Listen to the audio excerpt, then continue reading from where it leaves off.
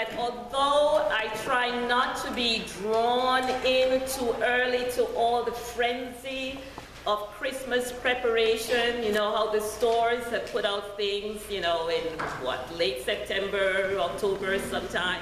I try not to be pulled in too much into that until after Thanksgiving. But there is one thing, one little Christmassy thing that I cannot say no to, and that is the Hallmark Channel. So yes, it's true, those Christmas movies start pretty early, and if you are as fortunate as I am, you've got 2 Hallmark channels. That's double the fun. Now, for those of you who have had the pleasure of watching those movies, if you've watched more than 3 of them, you kind of know the storyline. It's not too complicated. You know, someone doesn't get Christmas, doesn't like Christmas, and it's usually for, you know, a good reason. Maybe they're busy, you know, with work or something. Maybe they've had some tragedy in past Christmases, so Christmas brings up feelings of sorrow rather than feelings of joy. Maybe they are focused on getting something else done, but there's something that's stopping them from getting into the Christmas spirit. And we know how the movie is going to end, and you know, 5 minutes into it, you know who the bad guy is, you know, who the poor guy who is going to lose the girl. We know that. But there is some simple truth that we can learn from those Hallmark movies. You see, often those people who have lost or who haven't found the Christmas spirit, early in the movie, they find themselves out of their usual environment. Either they're plain, you know, because of bad weather, had to stop off at some strange city, or their business sent them to this new town. Whatever it is, they're in this new place, and in that place, they have sort of a crisis of belief. What they were sure about is now being questioned. Something has come up to shake their life, to make them doubt, to make them wonder, to make them question. And that is where we find our friend John the Baptist today. John the Baptist is very sure about who Jesus will be. In all the stories that we have heard about him before this gospel reading.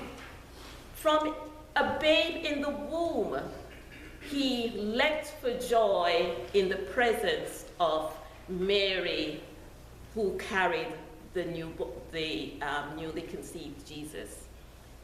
Recognized the Lord as a babe in the womb.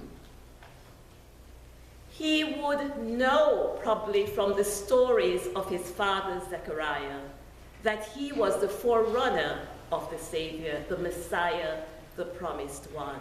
He certainly makes it a mission in his life to preach about being ready, being prepared for the one who is coming. And he's sure he knows what this Messiah is going to be, what he's going to do, how he's going to shake the world up, how he's going to bring God's kingdom to reality. But now he sits in a jail, in Herod's prison, a new environment, a new place, and he begins to question what he knew for sure. Because he doesn't see the things that he expected Jesus to be doing, what he thought Jesus would accomplish. He's not seeing that. No, the oppressors are still in control. Israel has not realized their power as God's people in this place. John wonders. And so he sends his disciples to Jesus and he asks, are you the one?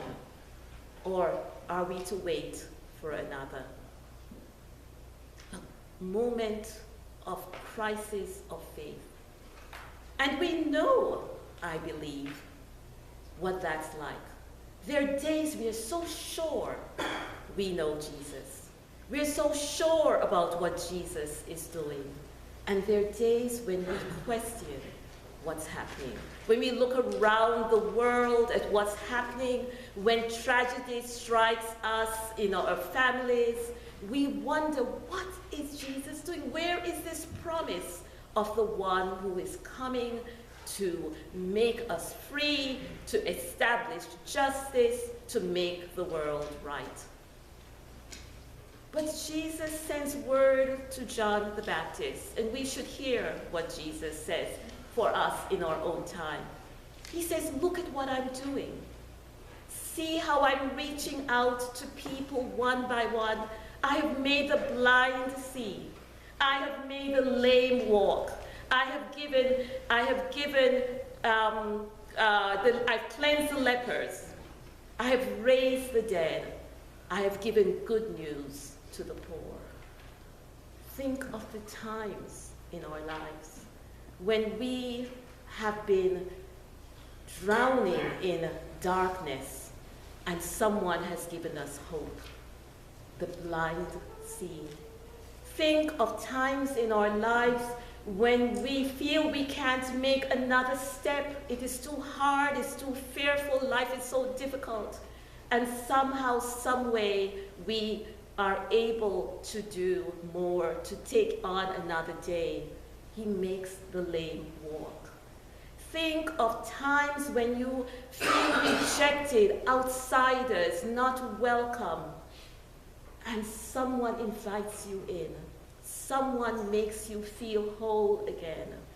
He has made the lepers clean. Think of when you needed good news. You needed a story of encouragement, a word to just make your life brighter and easier. Good news to those who are poor. If we look, if we listen, we will know those moments. On Friday, during the Advent day of reflection, Bishop Iddy asked us to think about our lives, to think of those miracles that happen in our lives that we sometimes miss because of our busyness. We sometimes take for granted. We sometimes explain away.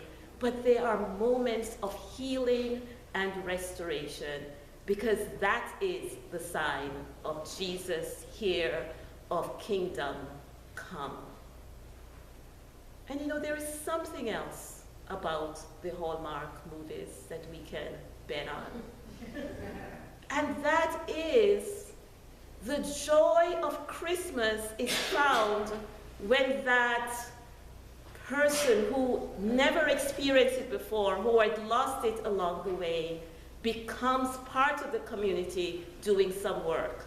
Helping with the Christmas pageant, maybe, decorating the tree in the center of the town, something that pulls them in and makes them understand that when you work with people one-on-one, bringing the good news, giving them hope, raising their spirits, providing for them in need, you become part of that work of building God's kingdom, of making Christ a reality in people's lives.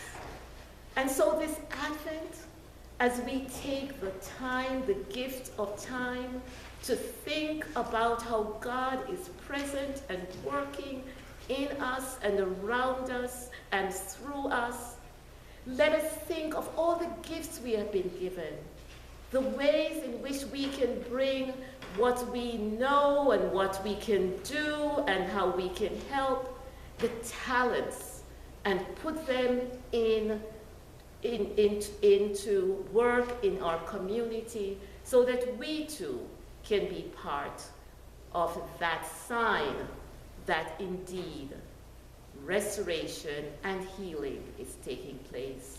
Jesus is here in our midst. Amen. Amen.